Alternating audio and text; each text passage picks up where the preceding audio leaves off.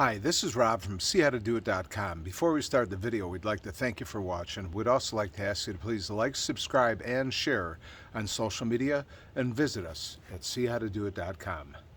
Today we're going to show you how to do a spring startup on this Arctic Circle swamp cooler. You could pretty much use all this theory that I'm going to show you now on any swamp cooler.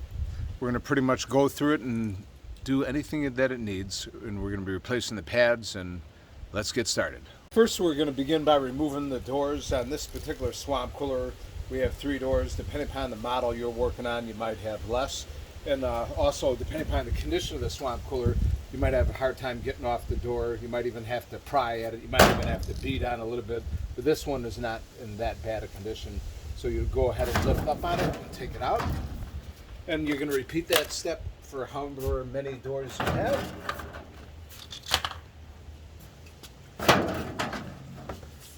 Okay, now that we have that done, we're going to go to the next step. All right, we're going to begin by removing all this metal grating so we can have access to the pads. And we'll be replacing these pads with straw pads.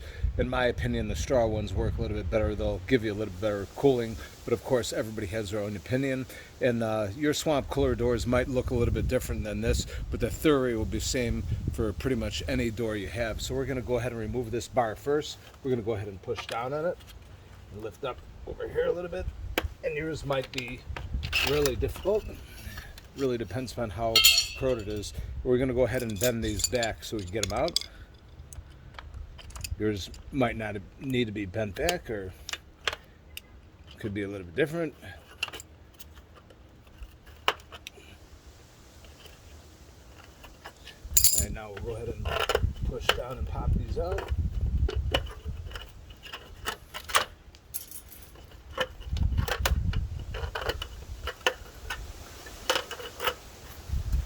And then we'll go ahead and take our media out, or our pads. And depending upon how the condition of yours is, you might need to pry these out. They might not come out as easy as this. This is actually not too bad, because most people really neglect swamp coolers. And you're going to go ahead and repeat this process for all the doors, and we'll move on to the next step.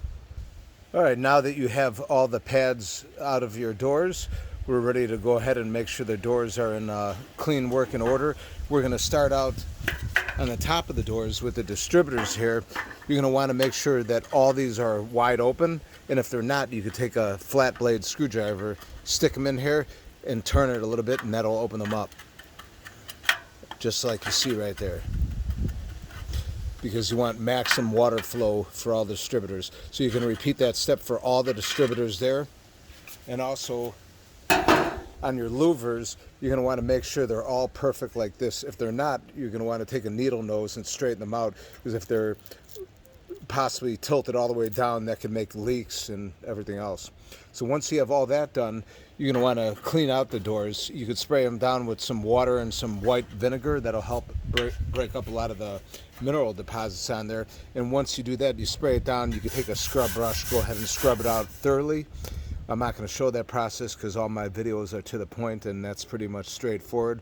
So you're going to want to thoroughly spray down the doors and then scrub them out, and then we'll be ready to install the pads. Okay, now that our doors are clean, we're ready to install our pads. And for as far as your pads are concerned, you're going to want to measure the width and also the length of it for pad sizes. You can go bigger with the pads. They didn't have the proper size in these pads, so I'm actually going quite a bit bigger, and I'm going to actually tuck in the pads on the inside of the door. Some people tuck them in on the outside of the door when you put on the grating, but you could get more leaks, and it could leak inside the motor, and you don't want that. So we're going to go ahead and open up our pads, and we'll go ahead and tuck them in and show you how to do that. Okay, as you can see, these pads are a lot bigger than the door, so we're going to go ahead and tuck them in. And you're going to always want to make sure the netting, you always have that tucked in too, because if it's on the inside of the door, you could get leaks, and it could drip on the motor and cause you some damage. And you're going to always want to fold over this on the inside and tuck it in. Some people will fold it over this way and then tuck it in, and that will definitely cause more leaks. So we're pretty much going to size this up as best as possible and start tucking it in. So over here should be pretty good. Stick this in here. here.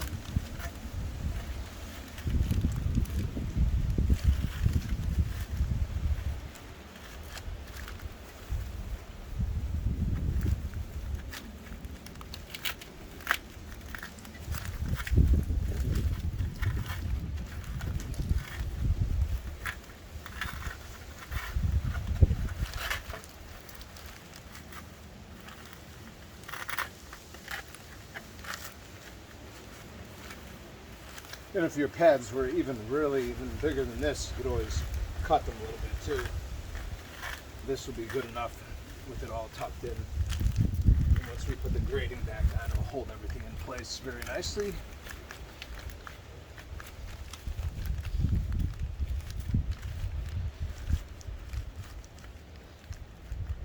I said, I'm going to make sure that all the netting is thoroughly tucked in, because if it's sticking out, it's going to make more leaks. And right over here, this is our distributors. We're going to want to make sure this is really tucked in as good as possible here, because you want all the water to stay on the pads. You don't want it leaking anywhere else, because if it starts leaking somewhere else, you're definitely going to get water in the motor. It could get on your bearings if you don't have a direct drive motor. It could do a few things. So this isn't too bad over here. All right, so now we're ready to put back on our grating. We'll go ahead and slip this in here. Let's put it back in the holes here. And depending on how corroded yours is, it could be a little bit of work. Straighten this out a little bit.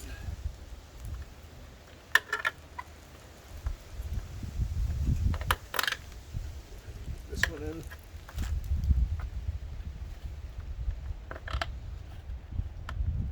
Sometimes you might have to help it a little bit with the screwdriver here.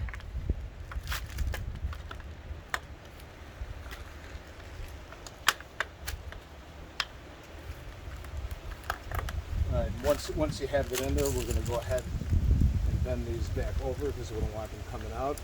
And be careful with it, because if yours are really corroded, you could break these off. All right, so that's good for that. Now we're going to repeat the step with the next one here. I'm not going to show that because I try to make the videos as brief as possible. All right, we've went ahead and put our grating back in. Now we're going to go ahead and put our bar back in. Go ahead and slip it in right over here. Press down this pretty hard.